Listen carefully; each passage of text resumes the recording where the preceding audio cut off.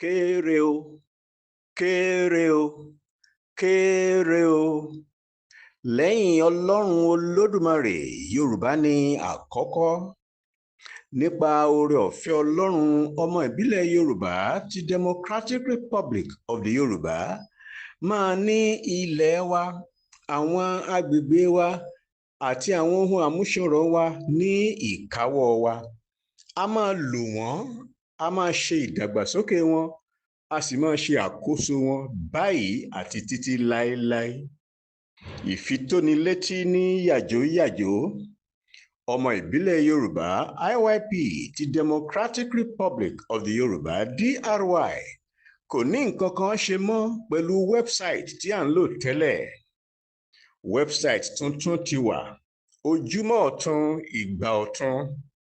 Ẹ káàbọ̀ sí àwọn àdírẹ́sì wẹ́bsáìtì tuntun IYP ti DRY: www.iypancestraldemocraticrepublicoftheyoruba.com, www.iyppossessdemocraticrepublicoftheyoruba.com.